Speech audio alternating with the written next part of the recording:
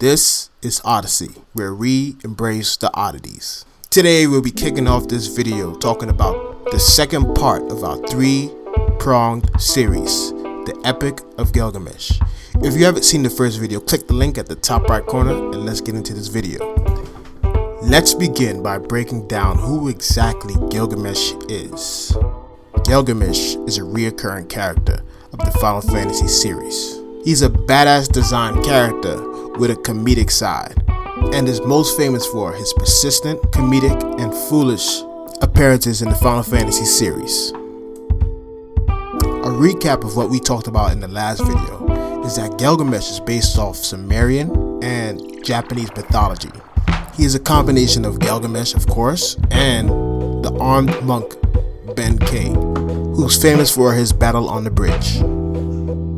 Now, what we didn't talk about last week was that Gilgamesh is also influenced by Indian mythology, the goddess called Durga, who features several arms and she has a weapon in each of them. Let's talk briefly about why Gilgamesh has several arms and why it's important to his design as a whole.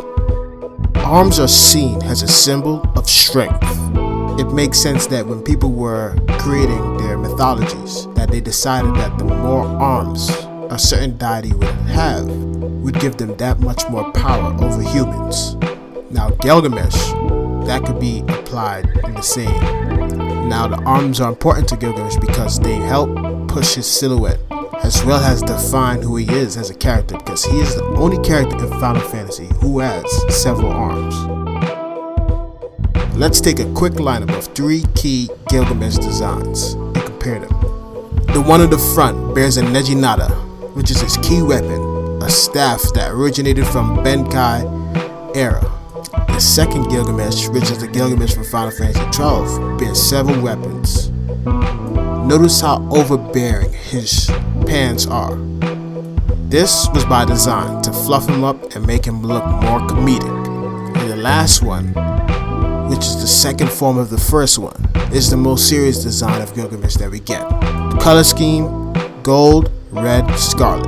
But the horns, the next part of this video, remain consistent to design our own Gilgamesh. And we start that by sketching out a silhouette.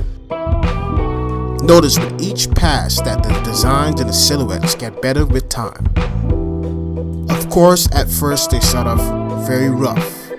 But during the second pass, we start to define more about Gilgamesh and explore his personality through the silhouette sketching. And that's one of the key benefits of sketching with silhouettes. The bottom three use the Genji armor as a base, as well as the several armed Gilgamesh trope. The main purpose of this is, of course, to explore silhouettes, but also to focus on iteration. Usually, designers of any trade iterate up to hundreds of times to find a unique design that solves the problem. In this case, the problem is designing a Gilgamesh that will be unique but still cohesive with the rest of the Gilgameshs of the Final Fantasy series. Gilgamesh, a recurring character of the Final Fantasy series, is a great example of iteration, conceptualization, and research by combining various mythologies into one unique character. Now what's next for our three-part series? We're going to take one of these silhouettes and render it out into a final conceptualized design. Like, comment, and subscribe. We got a lot more coming.